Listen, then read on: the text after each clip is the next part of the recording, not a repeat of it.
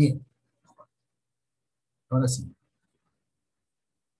En el aspecto y en el ámbito social, vamos a tener, claro, puntos bien marcados acerca de esta civilización. La civilización de la India, o Indo, ¿no? Al alojarse en este valle, asume el nombre como tal, la civilización india. Y esta civilización va a tener una característica y una división muy importante, ¿no? Desde que se van a formar las castas. Por lo tanto, las castas van a dejar cierta pirámide social que, a pesar de que se forman imperios y va a estar influenciada por el hinduismo, que es la religión más antigua, muy aparte del nacimiento de una nueva religión que es el budismo, ¿no? Que después se va a volver común por cierta cantidad de pobladores. En la actualidad también. Ojo, en la actualidad también.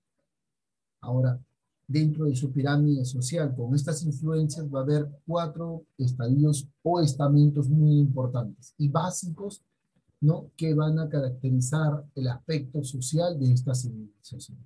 Van a estar los brahmanes, prácticamente los sacerdotes encargados de interpretar y enseñar los textos sagrados, considerados los señores de lo espiritual.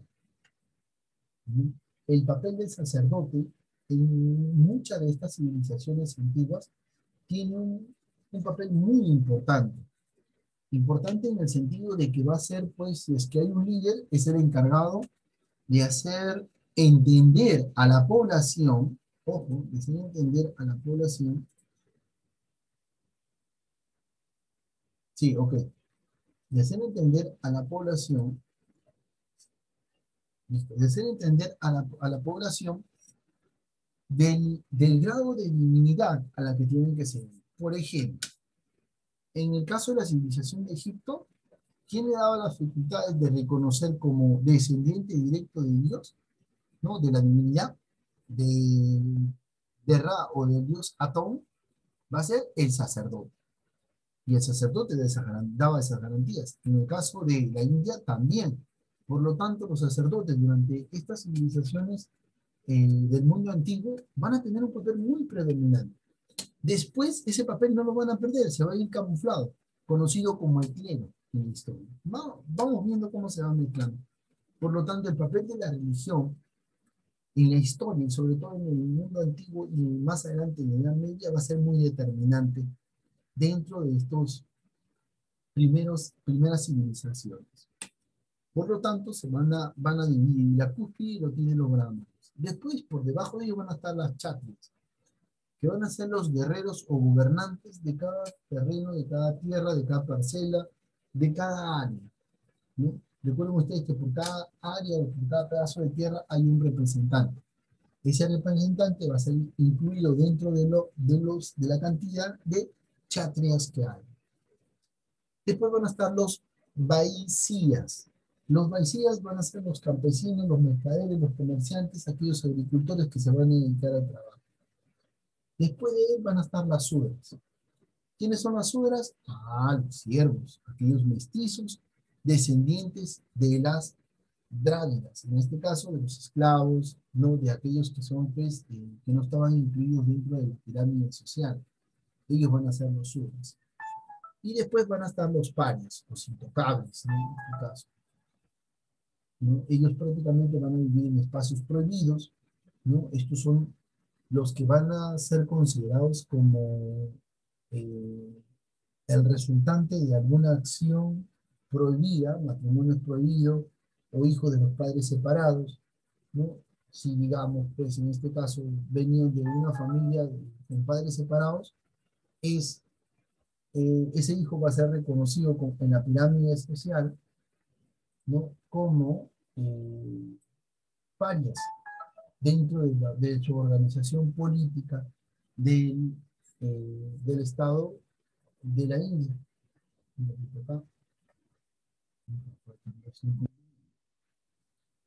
Continuando lo que estábamos explicando la clasificación del aspecto social las características que van a tener los 4 y básicos grupos sociales, ¿no? En el marco del desarrollo de la civilización. Por ejemplo, digamos, el profesor Narro, que pues, es hijo de padres separados, por ejemplo, digamos, vamos a catalogarlo así. ¿Dónde me encontraría yo? Este,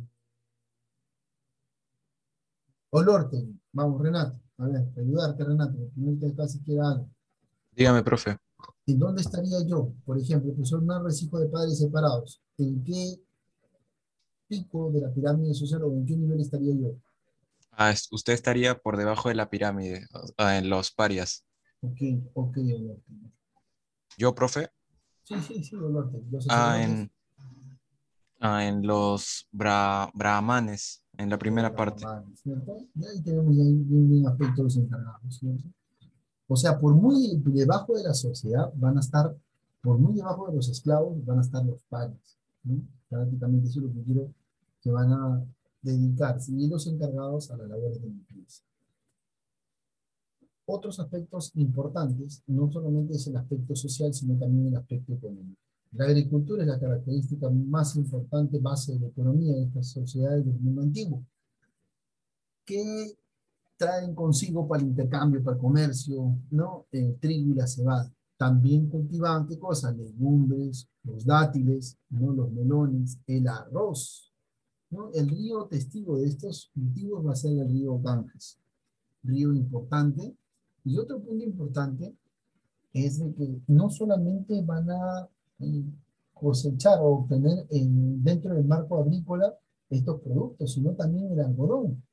Por lo tanto, el algodón va a ser trabajado en una, en una ciudad muy importante que es la ciudad de Mohenjo-Daro, a pesar de que es una de las más antiguas del mundo antiguo. Este va a ser un centro textil muy importante también, muy a pesar de ser una gran ciudad, ¿no? La cual se va a cimentar la primera cultura, ¿no? En este caso la civilización india, se va a dedicar también a los hechos de la ganadería, donde van a tener y van a domesticar animales como el asno, el buey, el ganado con joroba en la India, el búfalo y sobre todo el elefante, ¿no? Por ejemplo, la mamá de Buda, no me acuerdo cómo se llamaba muy bien, pero Buda, Gautama, cuando Gautama iba a nacer, su mamá vio de que la trompa de un elefante le rozaba la frente en los designios, en uno de los altares acerca de los dioses. Y pues después de ello nace su hijo, que es Gautama, y él es el encargado de promover todo esto del budismo, en el cual en un determinado tiempo de la historia era acepta que Dios existe y se le pregunta quién es Dios, ¿no? En este caso. Este comportamiento y el equilibrio que va a presentar estas dos grandes culturas. Por lo tanto, la agricultura no va a estar alejado, es parte de la base de su economía y los sembríos de arroz van a estar bien predominantes en este territorio también. La industria va a estar netamente ligada a todo lo material precioso en cuanto a metales, a productos que para los de casa, por así decirlo, de localía, tenía un significado muy diferente a los que lo venían de afuera, ¿no? Por lo tanto, al conocer diferentes metales, sabían que era el plomo, que era el estaño, las piedras preciosas, por lo tanto van a utilizar estos mismos utensilios en sus ajuares, como se dice. Y esto prácticamente va a permitirles a ellos resaltar la industria y combinarla también la industria en la agricultura y en la ganadería. Por lo tanto, va a haber tanto un consumo interno y un consumo de intercambio comercial, donde se va a intercambiar por traer algunos insumos para ello. El comercio va a estar centrado y van a estar perdón, va a estar centrado en los productos agrícolas, también en los metales, como el oro, la plata, el plomo, el estaño, las piedras preciosas, como les dije, que va a ser la base de la agricultura, y ellos van a realizar intercambios con los sumerios y los acádios, ¿no? Se registra este intercambio tanto del oro, del ébano, ¿no? De la cornalina, como naves, prácticamente para que ellos utilicen y lleguen pues a realizar el comercio. Por lo tanto, va a ser una civilización en la cual va a estar empapada de todo lo que esté pasando a su alrededor también. el intercambiar, el realizar el comercio con esta ciudad les permite a ellos también traer productos de ellos durante la fase de Harappa, ¿no? Esto se va a desarrollar y se va a expandir a otras ciudades. Queridos estudiantes, queridos alumnos, vamos acá.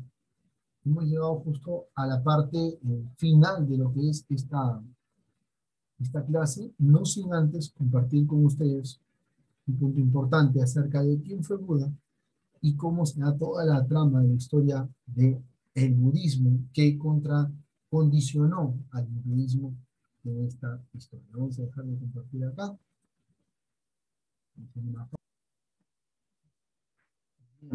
Vamos a ver un pequeño video para conocer un poco más acerca de Buda, ¿no? Y quién fue, y vamos a hacer un análisis acerca de lo que vamos a hacer. ¿Sí? ¿No? Llega, Carlita, ¿se escucha bien? Carla. Sí, profesor. Ok. Sí, me escucha. Okay. Es una de las doctrinas más numerosas en el mundo, con cerca de 300 millones de seguidores.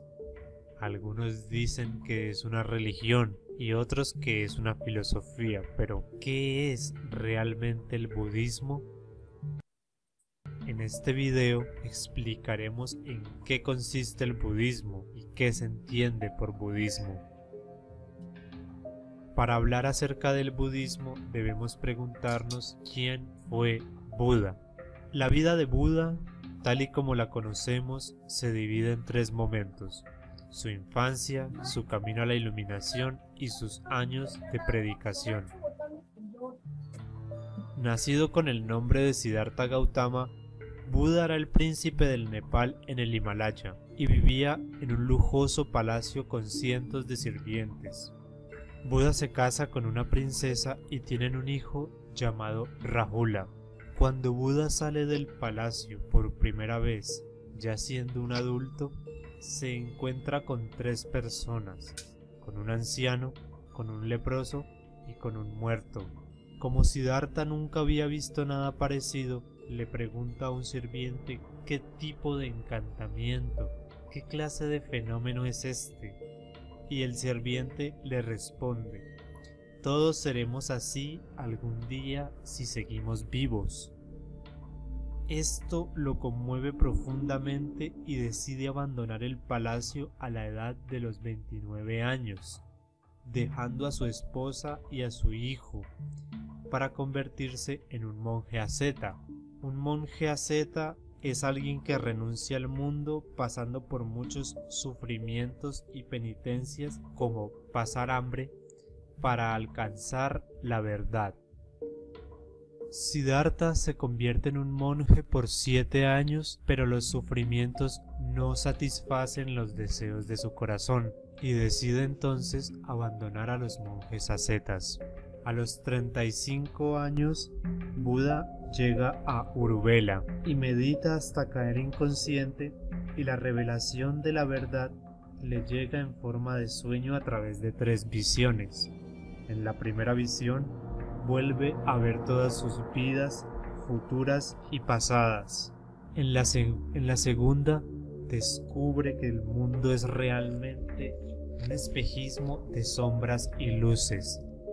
Y en la tercera visión, descubre que el dolor proviene de un movimiento perpetuo de causas y efectos, y es así como Siddhartha Gautama se convierte en Buda, es decir, en el iluminado. Pero, finalmente, ¿en qué consiste el budismo? El budismo consta de 4 grandes verdades que Buda mencionó en el Sermón de Benares, y son estas. La existencia es dolor. La causa del dolor es el deseo. La eliminación del deseo trae como consecuencia el fin del dolor. Existen 8 formas, 8 maneras de eliminar el deseo y acabar con el dolor y lograr la iluminación. Las 8 maneras de conducir hacia la iluminación son estas. tener una recta visión del mundo, un recto pensamiento, recto hablar, recto actuar, una vida recta, un recto esfuerzo, recta conciencia, recta meditación. Buda predicó una doctrina de la reencarnación. Cada existencia está determinada por los actos anteriores de un ciclo infinito de vidas pasadas. A esta repetición se le llama karma. Al ciclo de repeticiones de vida y muerte, es decir, al ciclo de la existencia, se le llama círculo del samsara. Para Buda, reencarnar era repetir el mismo ciclo de sufrimiento eternamente, y alcanzar la iluminación significa entonces romper ese ciclo. El karma se origina por 12 razones o 12 nexos causales, tal y como los llamó Buda. Son estos: la ignorancia, las predisposiciones, la conciencia, el ego, los sentidos, el contacto, las sensaciones, el deseo, el apego, la existencia, el nacimiento, la vejez y la muerte. Los 12 nexos causales son una enseñanza en la que Buda describió el proceso que todos los seres recorren de manera continuada dentro de la cadena de renacimientos. Debido a la ignorancia de la verdad del universo, llevamos a cabo acciones que crean un potencial que permanece en el flujo de la conciencia, y una vez que se manifiestan causas y condiciones, nos obliga a renacer en una de las diversas formas de existencia. Una vez renacidos, inevitablemente vamos hacia la muerte y luego hacia un nuevo renacimiento nuevamente, sin ninguna otra opción. Por lo tanto, es muy importante conocer la forma en que se genera el ciclo de la vida, entender cómo interrumpirlo y obtener la liberación.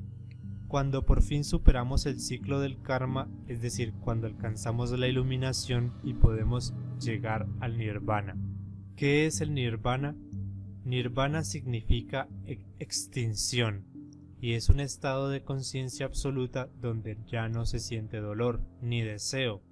El individuo se ha liberado para siempre de las ataduras materiales y hace parte de todas las cosas que son, fueron y serán. En otras palabras, el nirvana es un estado en el cual no existen más sensaciones, solo libertad interior. A los 80 años, cuando se dirigía a la ciudad de Kusinaga, Buda murió envenenado por comer comida en mal estado. Estas fueron las últimas palabras que dirigió a sus discípulos.